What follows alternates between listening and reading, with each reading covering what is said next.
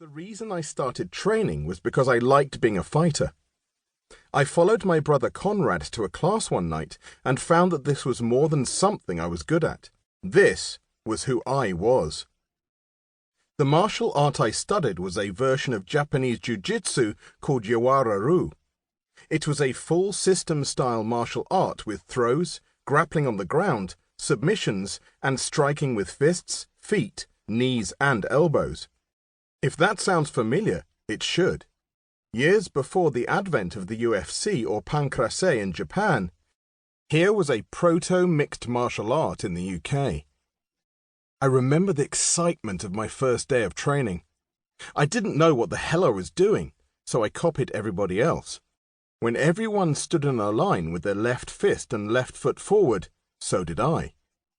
By the time anyone explained to me that, being left-handed, I was supposed to lead with my right, it was too late. I was now and forever a converted southpaw. That means I jabbed with my power hand, making it a potent weapon, while my crosses were delivered from my weaker hand. It is a trade-off American boxers like Joe Louis and Michael Moorer had made on purpose. I did it by accident.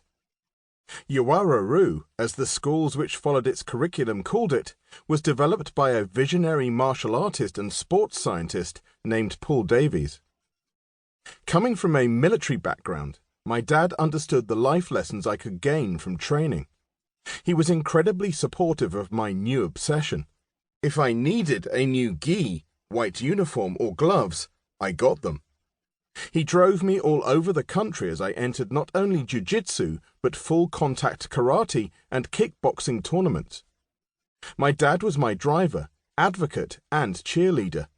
He also enjoyed giving me grief on the occasions I didn't win. By the middle of high school, I'd usually enter and win the under-15 category, then win the under-18 and, if they'd let me, usually reach the final, if not win the adult competition. Paul Davies took notice.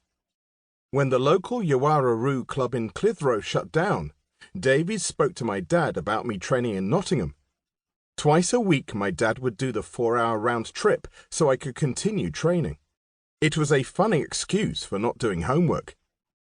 I couldn't do it, I'd tell my teachers, honestly enough. I went to Nottingham again last night and didn't get home till 1 a.m. Michael, they'd say, there's no way anyone is driving you to Nottingham, a 4-hour round trip, twice a week to do martial arts. My dad is. My favourite type of competition by far was knockdown sport budo. Just as he'd developed his own fighting system with Yawara-ru, Paul Davies also created his own expression of combat sports with KSBO. If you think of modern MMA and subtract wrestling takedowns and Brazilian Jiu-Jitsu, BJJ, guard work, and add a 5-second countout, that's essentially what a KSBO fight looked like. There were over 30 UK clubs affiliated with KSBO, including several like London Shoot Fighters which would, in time, become full-blown MMA gyms and produce UFC fighters of their own, and many more in Sweden, France, and elsewhere in Europe. 4 times a year, these clubs would send their best fighters to compete against each other in KSBO tournaments. I won titles in 1995, 1996, 1997, and 1998.